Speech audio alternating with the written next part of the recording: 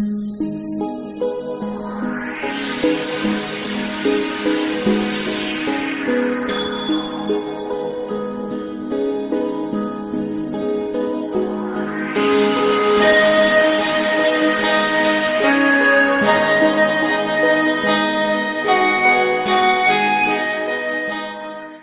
พระธาตุองค์มุ่งนี่มีความเจริญรุ่งเรืองขนาดเลยพี่น้องเอ้ยสุดยอดเลยพระธาตุนี้เริ่มก่อสร้างขึ้นตั้งแต่ปีพ.ศ. 2483หรือว่าค.ศ. 1940สวัสดีทุกคนยินดีต้อนรับทุกคนเข้าสู่ช่องของรัฐคนเดินทางคลิปวิดีโอนี้ชี้พาทุกคนเดินทางไปบ้านละหาโคกเนาะไปเบิ่งพระธาตุองค์มุ่งเนาะซึ่งเป็นพระธาตุเก่าแก่อายุประมาณ100ปลาย200ปีและเป็นพระธาตุของย่าคำน้นบ่ย่าอย่างประมาณนั้นแหละพระธาตุนี้ก็เป็นพระธาตุคู่บ้านคู่เมืองของชาวเมืองสงขลาอีกเป็นสถานที่หนึ่งเนาะที่คนสักการะบูชาเดียวไปติดตามชมบรรยากาศเส้นทางกันได้ทางกันเลยเนาะอย่างดีหาโคกกันน่าจะประมาณ 7-8 ลักเนาะคนเนาะตอนนี้ลักอยู่ที่หมู่บ้านละหาน้ำท่าคำเลียนเมืองสงขลาแขวงประเทศเนาะเดี๋ยวเฮาติดตามรับชมเส้นทางกันได้ทางกันเลยเนาะ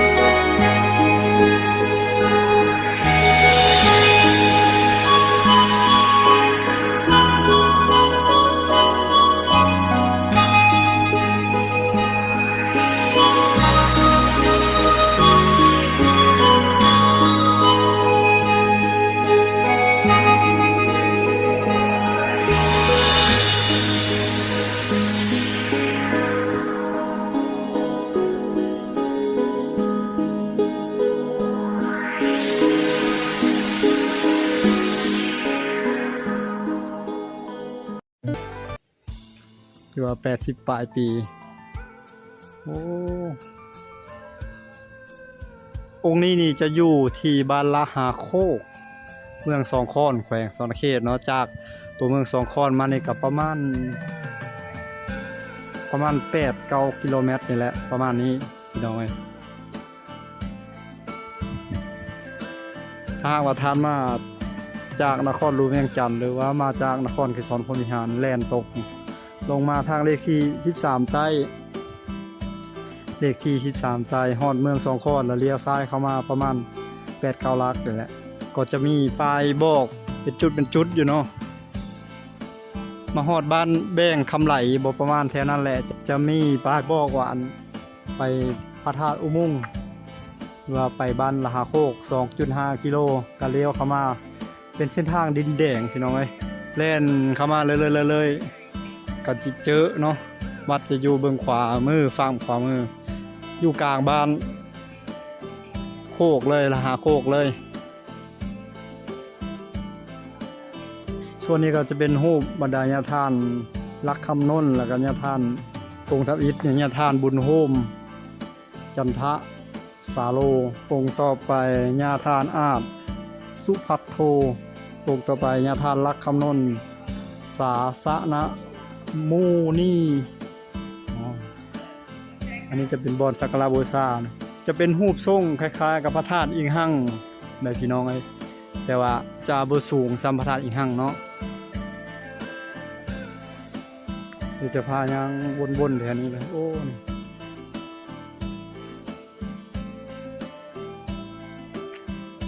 ้แถวนั้นมีแทนพระบันเกิดเลยนะฮะ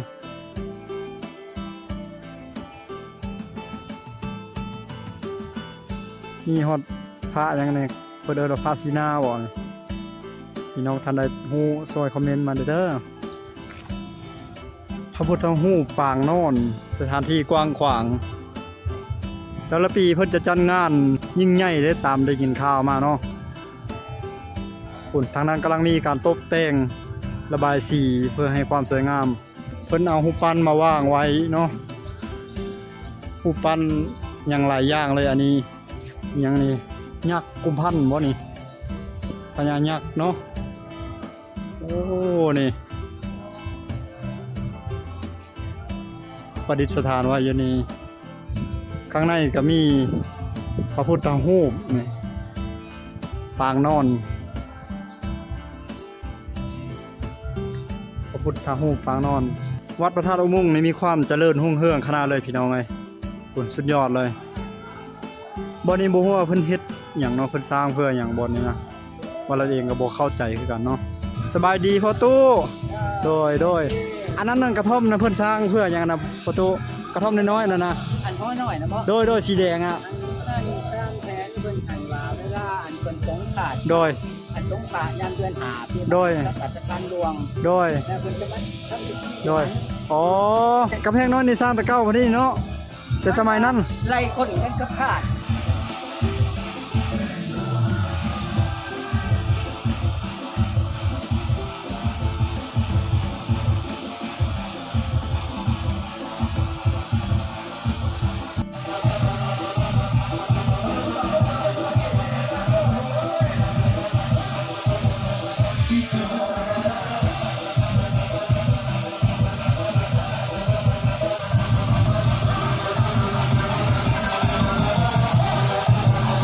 จุดนี้เขาเจ้าเกี่ยมงานแล้วได้นะ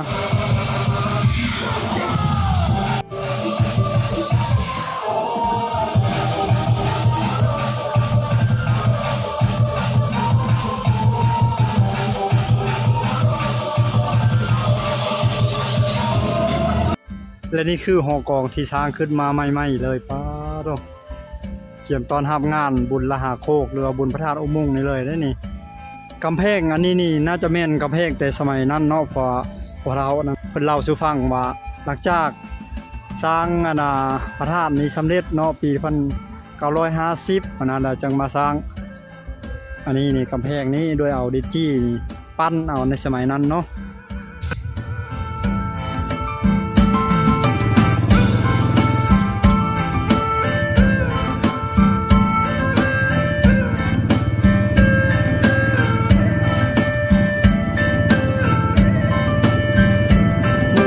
โค้งนี่ตามเข้าแน่นๆในบ้านที่ว่าคนเข้าเล่าลุ่มเล่าอยู่อะไรอยู่เนาะ